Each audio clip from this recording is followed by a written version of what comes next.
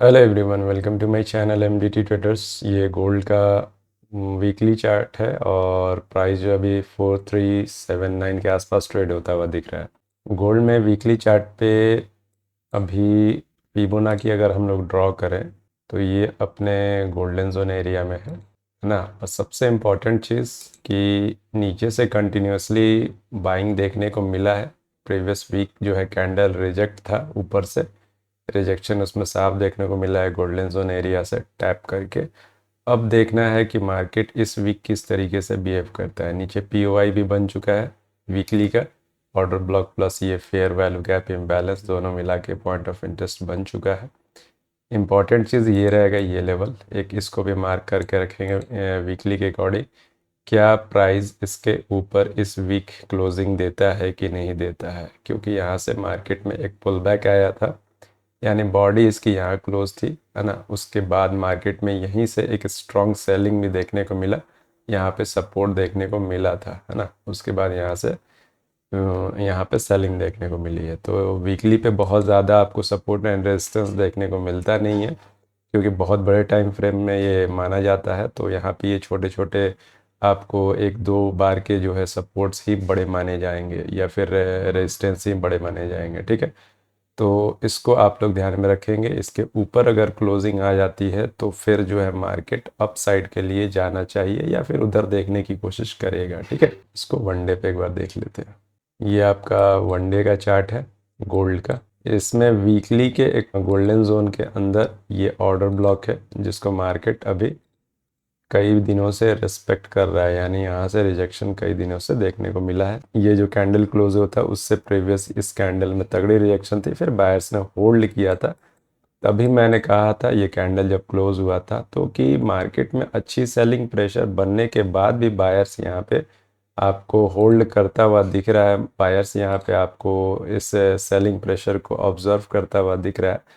तो यहाँ पे बहुत ही इंटरेस्टिंग एरिया है। आप एकदम से बाइंग साइड में नहीं जा सकते हैं, क्योंकि बड़े टाइम फ्रेम के ऑर्डर ब्लॉक्स हैं, पीओ आईज हैं यहाँ पे, तो इनको भी ब्रेक करना इतना आसान नहीं होगा। और अगर ब्रेक डिस्प्लेसमेंट के साथ करता है, यानी कि बड़े कैंडल्स के साथ जो है कैप बनाकर पीओआई बनाकर करता है, तो फिर ऊपर के लिए वो सस्टेनेबल होगा। नहीं तो फिर इधर से कहीं से एक तगड़ी रिजेक्शन फिर से देखने को मिलेगी मार्केट में। 4 आवर भी चेक करेंगे। वनडे पे क्लियर है, गोल्डन जोन वीक के अंदर वनडे का ऑर्डर ब्लॉक है, रिजेक्शन आया है। वनडे पे कोई सपोर्ट उपोर्ट है कि नहीं उसको भी हम लोग देखेंगे। अभी तो फिलहाल उस तरीके का कुछ है नहीं। ये इंपॉर्टेंट रेजिस्टेंस एरिया है। 4 आवर भी चेक कर लेते हैं क्यों इतना इंपॉर्टेंट है। ऑलरेडी मैं इसके बारे में बात कर चुका हूँ, फिर भी मार्क कर लेते हैं। 4 आवर का भी आपका इधर एक छोटा सा, सॉरी, एक पीओआई है ना, ये वाला एरिया ऑर्डर ब्लॉक। तो ये काफ़ी इंपॉर्टेंट बनता जा रहा है, ये लेवल काफ़ी स्ट्रॉन्ग बनता जा रहा है। और 4 आवर पे भी देखेंगे तो फिर अब नीचे के साइड में आपके पास एक बेहतरीन स्विंग है, वो ये है फिलहाल इंटरनल, और ये है आपका एक्सटर्नल, ठीक है। ये दो आपके पास लिक्विडिटी है जिसको आप छोटे टाइम फ्रेम पे ट्रेड कर सकते हैं। इधर आएगा मार्केट, साफ दिख रहा है। इधर जब मार्केट आएगा, इसकी लिक्विडिटी लेने आएगा, तो हो सकता है, क्योंकि फेयर वैल्यू गैप क्लियर है, और इन फेयर वैल्यू गैप और इन पीओआईज के तरफ मार्केट जो है आने की कोशिश करे। जब इसके नीचे ट्रेड करना शुरू करेगा तो इधर के फेयर वैल्यू गैप और इधर के ऑर्डर ब्लॉक तक आने की कोशिश करे मार्केट, ठीक है। अब आ जाते हैं 1 आवर पे। 1 आवर पे भी जो ये सेलिंग वगैरह आई थी उसमें एक इम्पॉर्टेंट चीज़ अभी बचा हुआ है। अगर बाइंग कंटिन्यू होता है तो इन्हीं लेवल के अंदर ये आपका जो है एक ऑर्डर ब्लॉक अभी अनमिटिगेट बचा हुआ है। इसको ध्यान में रखेंगे, क्योंकि प्रीवियस जो मार्केट गिरा था इसके नीचे यहाँ पे ब्रेकर ब्लॉक था, यहाँ से गिरा था, ये इसका हाई था, इसको टैप करके गिरा था टेस्ट करके। इसका ऑर्डर ब्लॉक अभी भी जो है 1 आवर का वो अनमिटिगेट है। हो सकता है ऊपर कोई ब्लॉक्स नहीं है 1 आवर पे, साफ दिख रहा है, देखिए चार्ट को। ये कंटिन्यूएशन हो सकता है इधर तक, ठीक है। क्यों? क्योंकि इधर कोई ऑर्डर ब्लॉक्स, कोई पीओआईज अब बचा नहीं है, सारा मिटिगेट है। ये कंटिन्यूएशन अगर करना चाहे तो कर सकता है इधर तक, ये इसको टेस्ट करके ये इंपॉर्टेंट जोन आ रहा है, इधर से गिर सकता है, तो इसका भी ध्यान रखेंगे। अब बात करते हैं जो 4 आवर की इम्पोर्टेंट लिक्विडिटी थी, जो इंटरनल थी अभी के हिसाब से। ये एक्सटर्नल बनता जा रहा है, ये आपका अब इंटरनल लिक्विडिटी बन जाएगा छोटे टाइम फ्रेम पे, ये वाला। ठीक है, इस पॉइंट पे इसको ध्यान रखिएगा। और इसको ब्रेक करके डिस्प्लेसमेंट के साथ मार्केट गया है ऊपर, इसीलिए इसको सपोर्ट लेके ऊपर जा रहा है। ठीक है, फेयर वैल्यू गैप यहाँ पे क्रिएट कर दिया था और ये लेवल ब्रेक हुआ था 1 आवर पे, तो इसको कंटिन्यूएशन कर रहा है मार्केट, हायर हाई में कोशिश कर रहा है मार्केट और ऊपर जाने की। ठीक है, ये इम्पॉर्टेंट एक एरिया था जिसको मैंने प्रीवियस लाइव में भी और वीडियोस में भी बताया है। इसके ब्रेकआउट का वेट कर लीजिएगा, क्योंकि इस तरीके के कैंडल्स जो वन कैंडल होते हैं ये फेक ब्रेकआउट माने जाते हैं। तो इसके ऊपर अगर second candle back to back 2 candles यानी 2 आवर्स के कैंडल्स इसके ऊपर ब्रेक कर देते हैं, तो फिर ये बढ़िया आपका ब्रेकआउट होगा और डिस्प्लेसमेंट के साथ इस एरिया को ब्रेक करता है, जैसा कि यहाँ पे किया था मार्केट ने।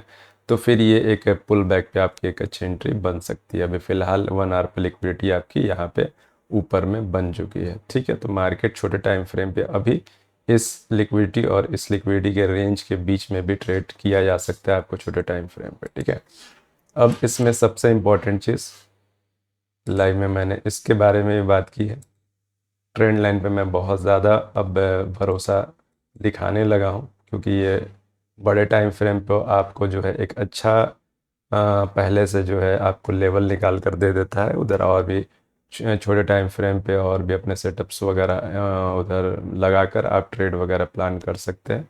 इसके बारे में प्रीवियस मैंने बात की है कि ये एक फर्स्ट आपका पॉइंट और ये सेकंड पॉइंट 1 आवर पे टाइम फ्रेम पे, और उसके बाद ये डिस्प्लेसमेंट के साथ ब्रेक होता है, ये रिटेस्ट होता है और यहाँ से एक बाइंग देखने को मिलती है। और ये वाला भी लेवल आपका था फेयर वैल्यू गैप था, तो ये सारा लेवल ये इंडिकेट कर रहा था कि ये जोन इम्पॉर्टेंट रहेगा ट्रेडिंग के लिए छोटे टाइम फ्रेम पे। ठीक है, अब उतना डीप में नहीं जाऊंगा, अब लाइव में आकर इसके बारे में अच्छे से छोटे टाइम फ्रेम पे चीज़ें पूछ सकते हैं कि किस तरीके से इधर से बाइंग वगैरह करनी थी। ठीक है, ये अभी फ़िलहाल आज के लिए और अभी के लिए इम्पॉर्टेंट है।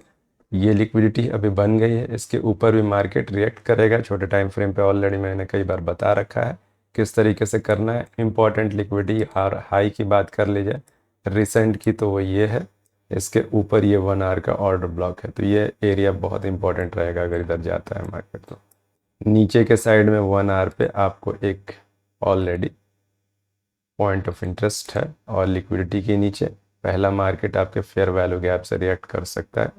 इन लेवल्स पे आप छोटे टाइम फ्रेम पे अच्छे से ट्रेड कर पाएंगे पहले से अगर चीज़ें क्लियर रहेगी। तो ये ऑर्डर ब्लॉक है और ये आपका इसके अंदर फेयर वैल्यू गैप है। पहला मार्केट छोटे टाइम फ्रेम पे बड़े टाइम फ्रेम के ब्लॉक्स यानी फेयर वैल्यू गैप्स और ऑर्डर ब्लॉक्स पे, तो बड़े टाइम फ्रेम के फेयर वैल्यू गैप को पहले क्लियर करता है मार्केट, वहाँ से एक रिएक्शन देखने को मिलता है और उसके बाद फिर ऑर्डर ब्लॉक से रिएक्शन देखने को मिलता है। कई बार बता चुका हूँ, अच्छी सेलिंग अगर आती है तो ये लिक्विडिटी सबसे इम्पॉर्टेंट रहेगा। इसके नीचे आपको ये भी दिख जाएगा, ये वाला इम्पॉर्टेंट है मेरे लिए हमेशा, अभी कई दिनों से मैं बता रहा हूँ 4300 के आसपास का ये लेवल है, और इसके जस्ट नीचे ये वाला जो आपको दिख रहा है POI जिसका फेयर वैल्यू गैप क्लियर हो चुका है, तो ये ऑर्डर ब्लॉक ये काफ़ी इम्पॉर्टेंट रहेगा अगर बहुत अच्छी सेलिंग आ जाती है तो। ठीक है, हर एक पॉइंट जो आप सोच रहे हैं अपने तरीके से मैंने क्लियर करने की कोशिश की है बड़े टाइम फ्रेम पे, और